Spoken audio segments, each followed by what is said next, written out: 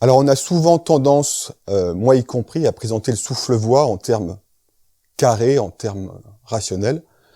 Hier, je vous ai parlé du fil à plomb, de revenir vers le centre, et il y a des aspects effectivement qu'on peut voir de manière rationnelle, c'est-à-dire qu'il y a une déconstruction, une reconstruction du corps, ça s'appuie sur de la géométrie, et on peut avoir cette distance par rapport à ce qui se fait, cette lecture du corps, qui fait qu'on fait pas n'importe quoi, hein. On va vraiment chercher quelque chose de cohérent.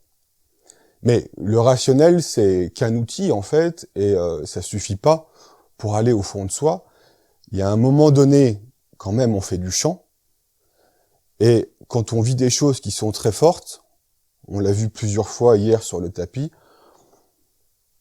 vous vous préoccupez pas trop de technique, moi non plus, et vous plongez dans un espace où vous vous laissez porter. Et parfois, le son est pas forcément placé de la manière la plus idéale possible, hein, en termes de chant. Par contre, il y a une vraie authenticité de la personne.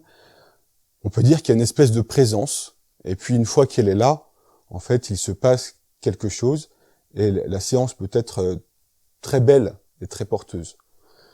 Donc les outils que l'on donne, qui sont techniques, ils peuvent aider à aller un peu plus loin, mais si on se contente de ça, c'est pas l'âme de l'approche qu'on fait, et puis ça peut être un peu sec aussi.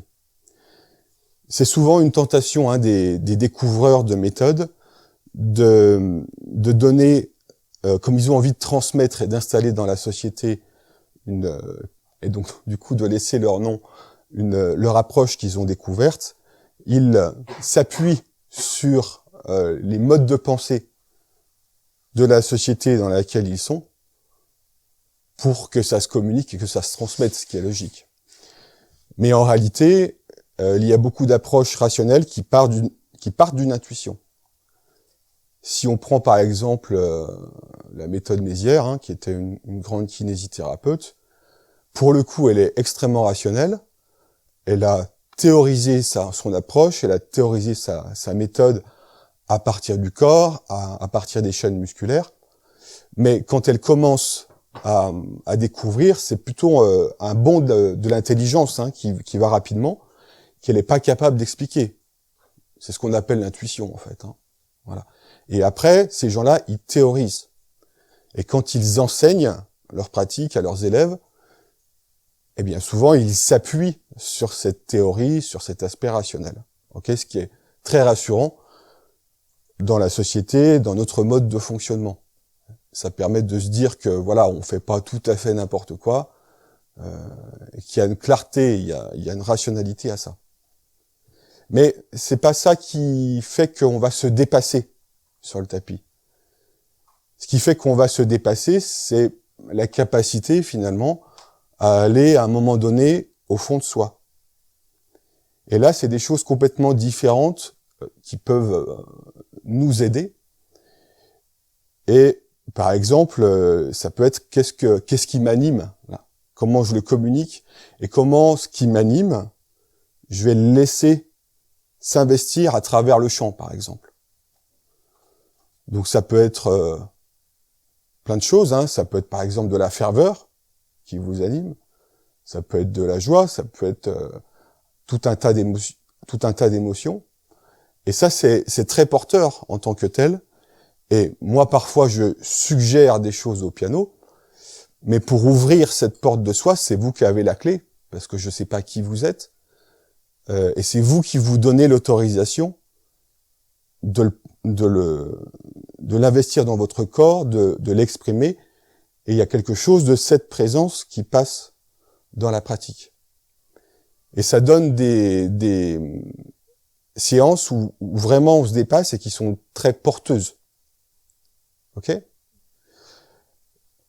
Je disais, c'est la tentation des découvreurs. Par exemple, Freud, quand il a découvert la psychanalyse, quand il l'a inventée ou découverte, son idée à lui, c'était de montrer que la psychanalyse, par exemple, c'était une science. Bon, avec le recul, c'est pas très valide, hein, voilà. Mais Serge Wilfar, l'inventeur du soufflet-voix, il a fait pareil. Il avait sa propre grille de lecture rationnelle.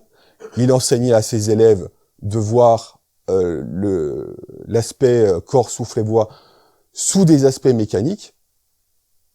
Et ça marche. Mais c'est pas suffisant.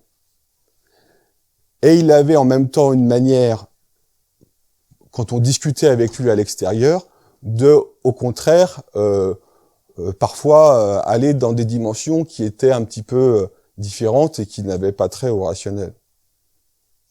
Ok ? Alors son enseignement, c'était quelque chose de très porteur, parce que ça nous obligeait vraiment à voir la mécanique du corps, la mécanique du souffle. Et quelque part, comme il y avait beaucoup de gens qui venaient et puis qui avaient des sensibilités parfois très subtiles, ça lui permettait aussi de recentrer les gens dans des choses qui sont très pragmatiques, très concrètes. Donc il avait vraiment cette exigence de s'établir sur quelque chose de soi-disant rationnel. Moi, je préfère laisser le rationnel de côté, même si je peux expliquer la méthode, pour inviter les gens plutôt à être vraiment conscients de ce qui se passe et que l'esprit, finalement, soit immobile pour voir ce qui se passe à l'intérieur. Mais ce qui va vous permettre de vous dépasser, c'est ce qui vous anime profondément à l'intérieur. Et c'est pas une chose facile de se donner, de trouver la clé de ce qui nous anime profondément. Parfois, par exemple, on pense qu'il s'agit de se baser sur les émotions pour dire, ben voilà, il y a ça qui m'anime au niveau de l'émotionnel, donc je vais l'investir dans le tapis, dans le chant, ou alors je vais dire telle ou telle chose. Et par exemple, dans certains cercles, je pense, dans des cercles très divers, il y a aussi un code, il y a un langage, ok ?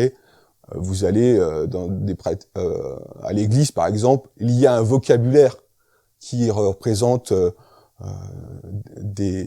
presque un poétique, qui renvoie à des choses qui animent les gens qui les ont vécues. Par exemple, ça peut être la notion d'amour, du Saint-Esprit, tout ça, etc. Mais c'est pas parce que émotionnellement on est connecté à ça que c'est ça qui est authentique à l'intérieur de nous.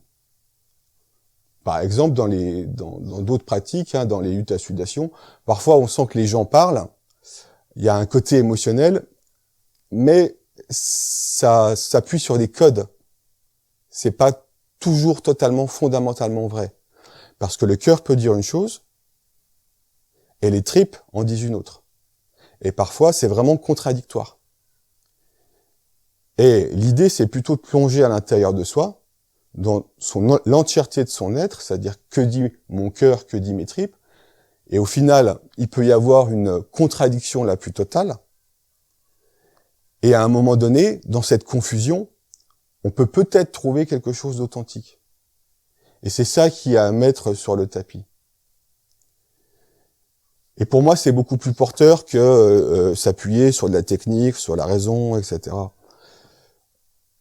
Il y a un phoniatre français que je vais pas nommer, mais voilà, qui a écrit des livres qui sont très valables sur la voix, sur le souffle. Et c'est quelqu'un qui pratique le chant et indéniablement, il rend beaucoup de services à plein de gens. Mais quand on lit ses livres, voilà, c'est une thèse de médecine, très rationnelle, tout ça, etc. Ça donne pas du tout envie de chanter. Ce qui est quand même dommage, parce que ce qui est nourrissant et ce qui est porteur, pour moi en tout cas, et j'imagine pour vous, c'est quand il se passe quelque chose sur le tapis, qu'il y a une présence, il y a une âme, une authenticité qui s'exprime.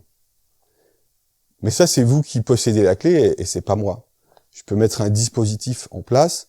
C'est une question à la fois d'autorisation que vous vous donnez et en même temps, ça suppose aussi une certaine forme d'audace. Est-ce que je m'accorde le droit d'être complètement au milieu de gens que je ne connais pas toujours?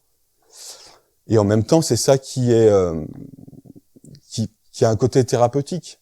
C'est la capacité à pouvoir se livrer, à être vulnérable finalement et à se laisser faire, alors que dans la société, c'est tout sauf une évidence.